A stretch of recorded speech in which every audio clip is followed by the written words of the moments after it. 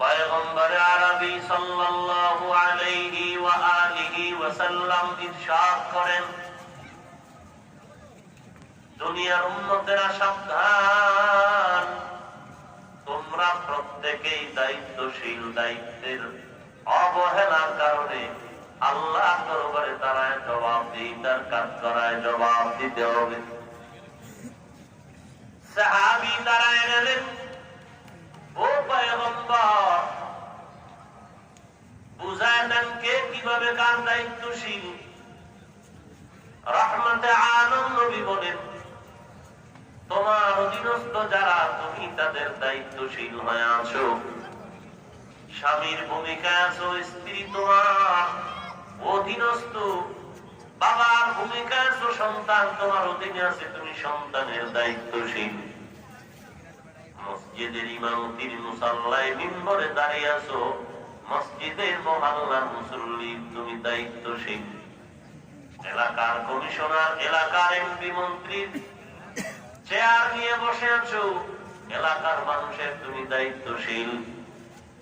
উলামায়ে হযরত যে এলাকায় বসবাস করবেন, উম্মতের ঈমান বাঁচানোর দায়িত্বশীল। বান্দা তোমার হাত দিলাম, অকাজে দেই নাই, দুটো চক্ষু দান করেছি, আমি অনর্থক বানাই নাই, আমি জবান দিলাম, এই জবানটা মায়ের গর্ভে থাকাকালীন নাপাক রক্ত দিয়ে নাপাক করি নাই। আমি আল্লাহ জবান কেন দিছি, করায় গন্ডায় হিসাব নিব রে বান্দা। আমি আল্লাহ হাত কেন দিয়েছি, হিসাব নিব করায় গন্ডায়। হাতটা সঠিক জায়গায় ব্যবহার করেছো কিনা, এই হাতটা দিয়া বান্দা কোরআনের উপরে আঙ্গুল টেনে টেনে কোরআন পড়েছো কিনা হিসাব নেওয়া হবে, নাকি আঙ্গুল দিয়া ফেসবুকের গজবে চরমনের বীরের বিরুদ্ধে লিখেছো, হাটাজারিরে গালি দিয়েছো, কওমি মাদ্রাসার বিরুদ্ধে লিখেছো, আলেম ওলামাদের বিরুদ্ধে গীবত শিকায়ত করেছো। দুনিয়াতে আদালতে যখন মামলা হয়ে যায়, সাক্ষী ছাড়া বিচারক যেমন ফয়সালা দেয় না, কিয়ামতের ময়দানে আমার আল্লাহ রাব্বুল আলামিন বান্দা হিসাবের কাজ করায় দাঁড়ায় যখন হিসাব দিবেন, ফলাফল ঘোষণার বেলায় সাক্ষী সামনে পেশ করায় আল্লাহ পাক প্রত্যেক বান্দার ফয়সালা করবেন। জান্নাতীরা জান্নাতে যাও, জাহান্নামীরা জাহান্নামে যাও, এই তোমার সাক্ষী পেশারে থাকবে। যত সাক্ষী তোমার হবে, এর মধ্যে তোমার অঙ্গ প্রত্যঙ্গ মূল সাক্ষীরা সাক্ষী দিয়া বলবে, আল-ইয়াওমা নাখতিমু আলা আফওয়াহিহিম ওয়া তুকাল্লিমুনা আইদিহিম ওয়া তাশহাদু আরজুলুহুম বিমা কানু ইয়াকসিবুন। দস্তগু ইয়াদ মানচুনি দুজদিদাম লবগু ইয়াদ মানচুনি বুসিদা। হাত কথা বলবে, জবান কথা বলবে, চোখ কথা বলবে, কান কথা বলবে। আল্লাহ পাক বলেন, রে বান্দা, আমি আল্লাহ তোমার শরীরের মধ্যে একটা প্রাণ পাখি দিলাম, যার নাম রূহ। এই রূহটা যখন থাকে না, তখন হাফিজুর রহমান থাকে না, বলে তার লাশ। এই রূহটা যখন আব্বা জানের ভেতর থেকে চলে যায়, তখন বলে আব্বা নাই, কে আছে, বলে তার লাশ। তাহলে আমি এতদিন আব্বা বলে কাকে ডাকলাম? সে আব্বাকে তো চিনলামই না। গতকাল যাকে আব্বা বলে দেখেছি, তার হাত পা কর্ণ নাসিকা চেহারা বডি সব ঠিক আছে, সেই বডি আজও আছে, কেন বলি এটা আব্বা না? গতকালকের বডি দেখিয়ে তাকে আব্বা বলে ডাকলাম, এখন বলি এটা আব্বা না, বলে কে, বলে আব্বার লাশ, আব্বা নাই। তাহলে তোমার বাবা কই? তুমি এখনো পর্যন্ত আসল বাবারে চিনতে পারো নাই। আসল বাবারে যদি চিনতি, আসল মালিক আল্লাহকেও চিনে ফেলতি। আউলিয়ায়ে কেরামের জন্য বলেন, মান আরাফা নাফসাহু ফাকাদ আরাফা রাব্বা। পারে, সে রবেরও চিনতে পারে। আসলে আমি আমাকেই তো চিনি নাই, যে কারণে আমার রবেরও আমি চিনি না। আমরা পরিচয় দেই নকল। পরিচয় কেমন বলে, আমাকে চিনেননি বলে না। এই লোক তো 13 বার হজ করেছে, 10 তালা মসজিদ করেছে, এর চিনেন না মানি? 3 চিল্লার সাথী চরমনাই 40 বছর দৌড়ায়। বলে বাবা, এটা তোমার আসল পরিচয় না, এটা সব নকল পরিচয়, হিংস্র আক্রমণের পরিচয়, হিংসত্ব মনোভাবের পরিচয়। বলে কেমন? বলে তুই অমুক দলের নেতা, আমি ওই দলের নেতা। তুই 5 তালা মসজিদ বানাইছো, আমি 7 তালা মসজিদের সভাপতি। আল্লাহ পাক বলেন, বান্দা সব পরিচয় বন্ধ করে দাও, এমন একটা ব্যানার দিয়ে তোমরা পরিচয় নাও, সেই ব্যানারের মধ্যে কোনো হিংসা থাকবে না। ওই পরিচয়টা কি? ওয়ামান আহসানু কাওলাম মিম্মান দাআ ইলাল্লাহ ওয়া আমিলা সালিহান ওয়া ক্বালা ইন্নানী মিনাল মুসলিমিন।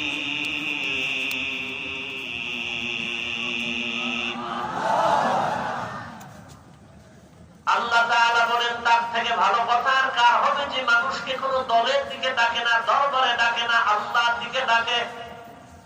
আসো চরমনায় আসো বলে না না, উজানি যাও বলে না না, মানুষকে ডাকে আল্লাহর গোলামি করো, মসজিদে ঢুকো। আর তুমি টুপি কোনটা পরো, পাস করলি নাকি সাদা না কালো? বলে না না, মদিনার নবীর টুপি লাগায় দাও। কালো বুঝি না, সাদাও বুঝি না, করলি আর গোল বুঝি না। আমাদের কোন দলের দিকে দাওয়াত নাই, আমাদের দাওয়াত হলো আল্লাহর গোলামি করো, মদিনা ওয়ালার সুন্নতের মালা গলায় পড়ো। তার থেকে ভালো কথা আর কার হবে, যে মানুষকে আল্লাহর দিকে ডাকে। শুধু ডাকেই না, বান্দা নিজেও নেক আমল করে। আর সে দাবি করে, আমি বড় পীর, আমি খতিবে আযম, আমি বড় মুহাদ্দিস সাহেব, আমি অমুক মাদ্রাসার প্রিন্সিপাল, আমি অমুক দলের নেতা। আল্লাহ বলেন, সব পরিচয় বন্ধ করে একটাই পরিচয় দাও, ইন্নানী মিনাল মুসলিমিন। আমার বড় পরিচয়, আমি একজন মুসলমান। চরমনাই বুঝি না, মুজালি বুঝি না, কওমি আলিয়া বুঝি না, স্কুল আর কলেজ ভার্সিটি বুঝি না, আওয়ামী লীগ বিএনপি বুঝি না, পরিচয় সবার একটাই হবে, মুসলমান। আওয়ামী লীগের ভাই, বলো তুমি মুসলমান কিনা? হ্যাঁ মুসলমান। বিএনপি করনেওয়ালা মুসলমান নি? বলে হ্যাঁ আমি মুসলমান। তাবলীগওয়ালা ভাই মুসলমান? বলে হ্যাঁ। চরমনাই উজানি মুসলমান? বলেন হ্যাঁ। সারসিনার মুরিদ দাবিদার মুসলমান নি? বলে হ্যাঁ। বলে সব পরিচয় বন্ধ করে দাও, মুসলমানের পরিচয় এত কঠিন। আল্লাহর নবী বলেন, এক মুসলমান আর এক মুসলমানের ভাই। আমরা মুসলমানের ব্যানারে সব ভাই ভাই, কারো সাথে কোনো হিংসা নাই। আছে কোনো হিংসা? অন্য পরিচয় দিলেই হিংসা ঢুকে যাবে। তোমার থেকে আমার দায়িত্ব আর পাওয়ার কম নেই। হায় হায় হায়, রবিউল আউয়াল নবীর আগমনের মাস, আবার নবীর বিদায়ের মাস। কিয়ামত পর্যন্ত নবী থাকবেন মদিনাতুল মুনাওয়ারায়। আর সারা দুনিয়ার মধ্যে কোন উম্মত যদি নবীর উপরে দরুদ পাঠায়, সালাম পড়ে, আল্লাহর নির্ধারণ করা ফেরেশতা আছে, ফেরেশতারা দরুদ নিয়ে নাম ঠিকানা সহ পয়গম্বরের দরবারে পৌঁছায় দেয়। পয়গম্বর দেখে না, আমার আল্লাহর দরবারে দোয়া করে, আমার নবী কষ্ট করিয়া আমার মতো নাপাক বান্দার কাছে এসে খবর নেওয়ার দরকার নাই। নবী আমার খবর নিতে নেওয়া লাগে, এটা পাওয়া। নবী মদিনায় থেকে আল্লাহর ফেরেশতার মাধ্যমে খবর পাবেন, এটা পাওয়া। বুঝি না কেন? ধর্মের বুঝি নাই, চাপা আছে, চাপা। কোরআন হাদিসের আওয়াজ নাই, আছে চাপাবাজি। এই জন্য রবিউল আউয়ালে মিছিল দেয়, বিশ্ব নবীর আগমন, শুভেচ্ছা, স্বাগতম। সকল ঈদের বড় ঈদ, ঈদ মিলাদুন নবী। মিলাদুন নবী কায়েম করো, সিরাতুন নবীর লাথি মারো, এইরকম স্লোগান দেয়। অথচ মাথার চুলে দিয়ে তাকাইলে নবীজির পরিচয় নাই। এই শরীরের পোশাকটা খুলে ফেললে নবীর পরিচয় নাই, দাড়ি নাই, টুপি নাই, নামাজ নাই। ও ভাই, তুমি মিছিল দাও, ঢোল বাজাও, কোনো দরবার করবো না, গালিও দিব না, হিংসাও করবো না, তবে আগে আমার অনুরোধটা রেখে নাও। সেই নবীর আগমনে তুমি পাগল হইয়া স্লোগান দাও, ওই নবীর মুহাব্বতে চুলটা ঠিক করো, দাড়ি ঠিক করো, নামাজ ঠিক করো 5 বেলা। এরপরে তুমি নবীর আশিক দাবি করো। যদি নবীর সুন্নত, নামাজ, রোজা, দাড়ি, চুল ঠিক করতে না পারো, তুমি মিছিল দেওয়ার নাই দাও, অন্তত সুন্নি দাবি করিয়া নবীকে দুনিয়ার বেঈমানের কাছে ছোট বানাইবা না।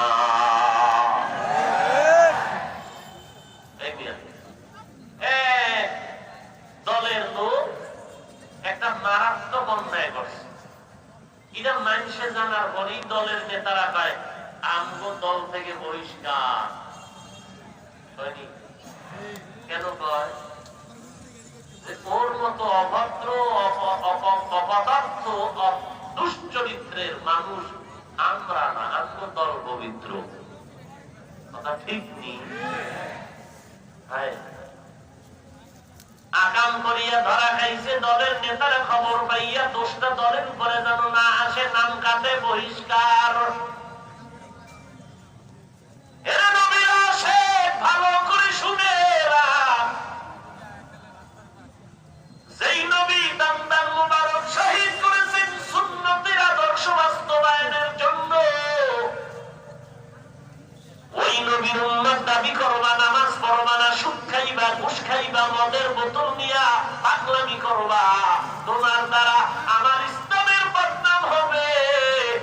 আমরাও বলবো তুমি নবীর উম্মতের দলের থেকে বহিষ্কার।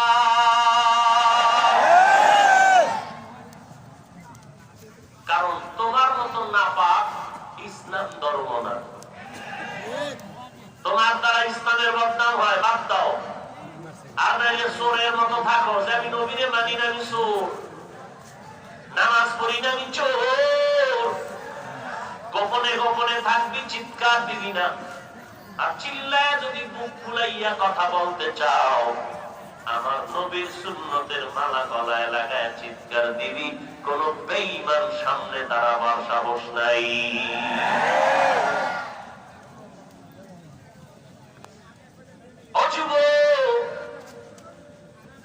তোমার চুলগুলো নবীর তরিকায় কাটলা না কেন বলো? ভিন্ন তরিকায় কেটে তোমার কি পরিমাণ লাভ হয়েছে বলো?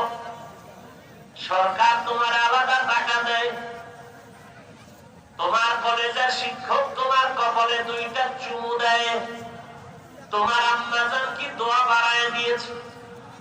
তাহলে কেন তুমি পাগলামি করেছো? বুঝতে পেরেছি তুমি পাগলামি করো নাই, তোমার মধ্যে কারো না কারো মহব্বত উদ্ভাসিত হয়েছে, তুমি কারো প্রেমে পাগল হয়েছো। দুনিয়ার কার প্রেমে পাগল হইয়া তোমার চুল কেটে তুমি টিকটিকি আর বান্দর হয়েছো? ও বান্দা, তোমার চুল কেটে তুমি কার মহব্বতের কারণে তোমার চুল কেটে বান্দর হয়েছো? তোমার গেঞ্জির ভিতরে অমুকের ছবি কেন রে ভাই? বলে তুমি তার বড় পাগল হয়েছো। তুমি দুনিয়ার একজন নাপাক মানুষের পাগল হইয়া তার লাইনে যদি চুল কাটো, প্যান্ট শার্ট লাগাও, আমরা যারা মদিনার নবীর আশিক আর পাগল, আমরা কেন মদিনার নবীর মহব্বতে টুপি লাগাইতে পারবো না, জামা পড়তে পারবো না, কোরআন পড়তে পারবো না, দাড়িটা লম্বা করতে পারবো না, করলেই তুমি আমারে জঙ্গি বলে গালি দিবা। এরে নবীর উম্মতের দল, এটা মুসলমান কখনো মেনে নিতে পারে না। এরে নবীর আশিক, এই জমিনে বড় বড় বড় বড় পাওয়ার, নমরুদ, হামান, সাদ্দাত, কারুন, ফিরআউন, যেই ফিরআউনের পাওয়ারের মতো পাওয়ার দুনিয়াতে আর কারো হবে না।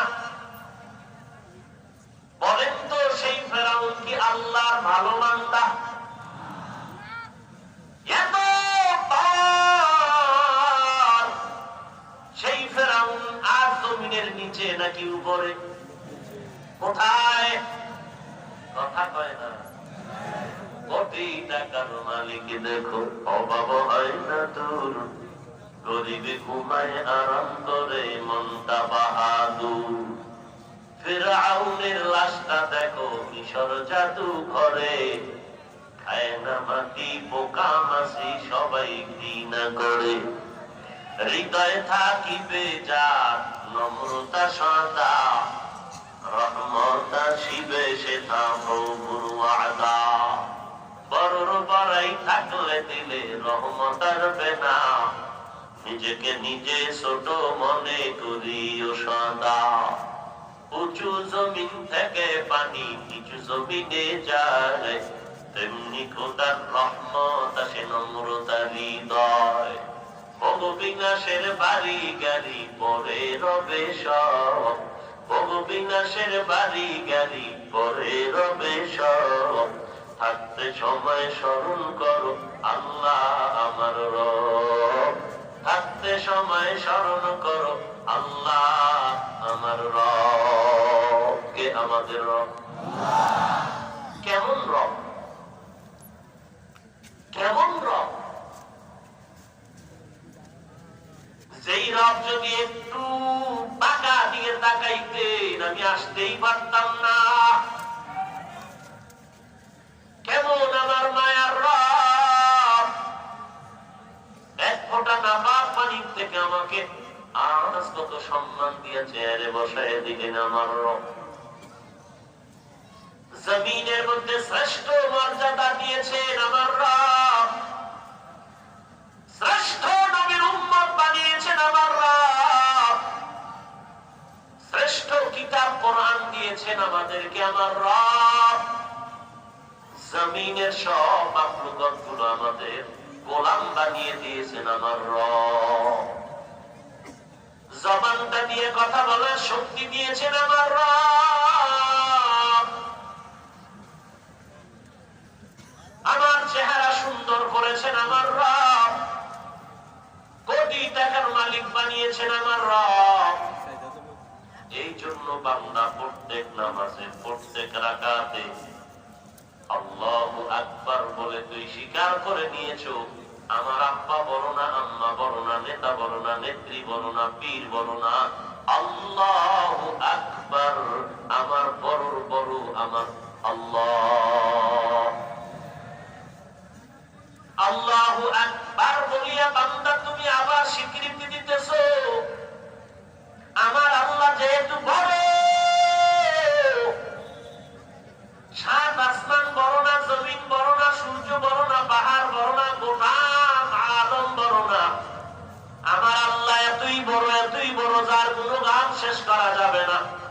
সব বড়র বড় আমার আল্লাহ, অতএব কোনো গান তো বড়র হবে, ছোটর হবে না।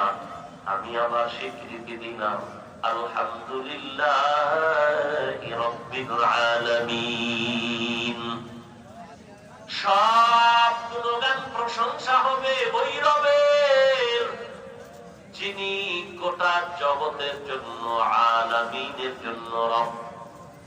শুধু আমাকেই আল্লাহ রবুবিয়তের চাদর দিয়ে লালন পালন করেন না, নদীর ভিতরে সমুদ্রের ভিতরে নীল তিমি আছে, বড় বড় নীল কালারের নীল তিমি। এক একটা নীল তিমির দৈনিক খানার তালিকা 1000 কেজি চিংড়ি মাছ। আল্লাহ হাজার হাজার নীল তিমিরে রিজিক দিতেছেন, তিনি ওই রব।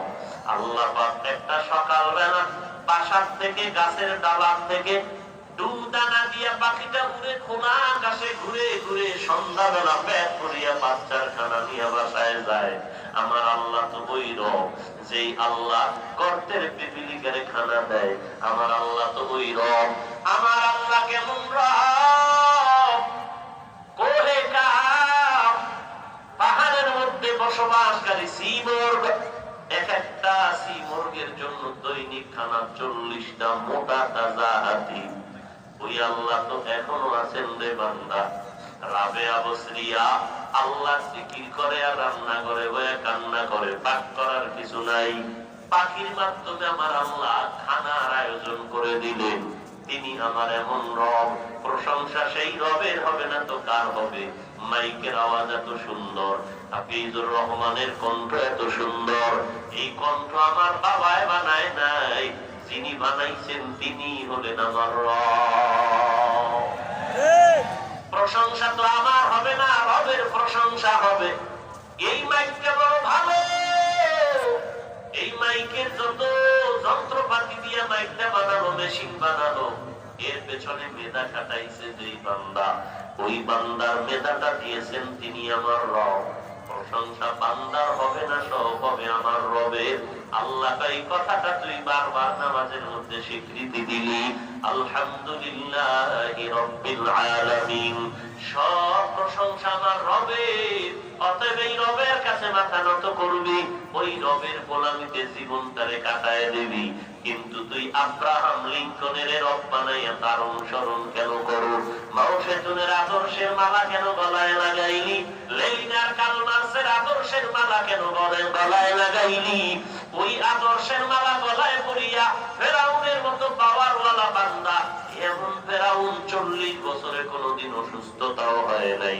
আজকে সারা দুনিয়াতে তাকায়া দে, একটা বেঈমানের ঘরে ফেরাউন নামের কোন মানুষ নাই। নাকি এখানে আছে কেউ? কাউকে যদি বলেন 1 লাখ টাকা দিব, নামটা ফেরাউন রাখ, রাজি হবে কোন বেঈমান? মুসলমান মুসলমান হতে পারে, বিশ্বাস নাই 1 লাখ টাকা মুসলমান হতে পারে বলে হুজুর ভাবলেন কি করে? বাবা কি আশ্চর্য নাকি যেই মুসলমান নিজের মেয়েকে বলে আজকের হোটেলের মধ্যে থাকবি আমার স্ত্রী হিসাবে, যেই মা তার মেয়েটাকে জেনার ব্যবসায় নামায় দিয়েছে মা, যেই মুসলমান মসজিদে সিজদা দিয়া বলে সুবহান রাব্বিয়াল আ'লা, ওই মুসলমান আবার হিন্দুদের পূজায় গিয়া যখন তাদের বীর জমাইয়া তাদের পিঠা খায় আর বলে আপনারা কোন রাম, আমরা বলি আল্লাহ, কথা তো বেশি ব্যবধান নাই। এই কথা বলিয়া যারা ওই মুসলমান দাবি করিয়া যারা তাদের সাথে তাল মিলাইয়া মুসলমানের বদনাম করে, ওই বান্দা টাকার লোভে কি না করতে পারে। যেই মুসলমানের সন্তান আর এক মুসলমানকে গালি দিতে পারে, বাবারে গালি দিতে পারে, বাবার গায়ে হাত তুলতে পারে, এরকম নাই? মসজিদের টাকা চুরি করে খাইতে পারে, মাদ্রাসার টাকা চুরি করে খাইতে পারে, গরিবের উপরে জুলুম করে খাইতে পারে, মাকে শিশু বাচ্চার সামনে জবাই করে, বাচ্চার সামনে মাকে, মায়ের সামনে বাচ্চাকে জবাই করে। ওরে আল্লাহর বান্দা, কি না পারবে মানুষ?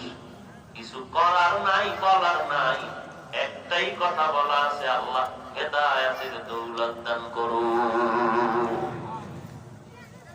ওই ফেরাউনের নাম নেওয়ার কে আছে তুমি দুনিয়ায় বলেন তো? তার ভাতিজা আছে কেউ?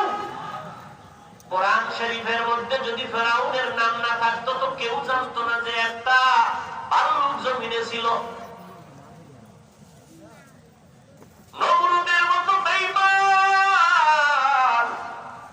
কত বড় পাওয়ারওয়ালা যে আল্লাহরই রাখবে না মারার জন্য রেডি। কি পরিমাণ পাওয়ার বুঝেন? আল্লাহকেই রাখবে, তীর ধনুক নিয়ে রেডি হয়ে গেছে, আল্লাহকে গুলি করবে। কেমন তাছাড়া আল্লাহ পাক এত বড় বেঈমানের ধ্বংস করার জন্য কি পরিমাণ বাহিনী পাঠাইছেন আসমান থেকে জানেননি? ওই নমরুদের পতন ঘটানোর জন্য কোন র‍্যাব লাগছেনি, কি লেগেছে? অসুস্থ একটি মশা মাথার জায়গা মতো জায়গায় গিয়া বসে ফাঁকে ফাঁকে একটা মিস কল দেয়, চান্দি গরম হয় না। নমরুদের মাথা গরম ঠান্ডা করার কোন মেডিসিন নাই। ভাগ্যের চাকা ঘুরে গেল, জুতা মোবারকের সাথে মোলাকাত, মাথার সাথে জুতার মোলাকাত হওয়া মাত্র ঠাস করে মাথা ঠান্ডা হয়ে গেল। দুনিয়ার কবিরাজের গুল্লিমারি কত মেডিসিন আর হালুয়া খাইলাম, এই মিসকল বন্ধ হলো না। পায়ের জুতায় কি মেডিসিন লাগানো আছে যে মাথায় লাগলেই মাথা ঠান্ডা? এবার কর্মচারীরে কয় বেতন বাড়ায় দেব, জোরে জোরে বাড়ি মারবি, যত জোরে বাড়ি দিবি বেতন বাড়ায় দিব। কিছুদিন পর কর্মচারী কয় আমার খানা ঘুম আছে, গোসল আছে, আমি একা এই কাম কেমনে করবো? আর একজন কর্মচারীরা বেতন দিয়া জুতার বাড়ি বন্ধ করা যাবে না, একজন বন্ধ করলে আর একজন দিতে থাকো। এটা তো বাবা সান কপাল না থাকলে হয় না। এই নমরুদের মতো বেঈমানের নাম আজ দুনিয়াতে নেওয়ার কেউ নাই। বেঈমানের ঘরে নমরুদ নামের কেউ নাই, সাদ্দাত নামের কেউ নাই। ফেরাউনের লাশ এখনো মিশরে পড়ে আছে, ওর নাম নেওয়ার কেউ নাই।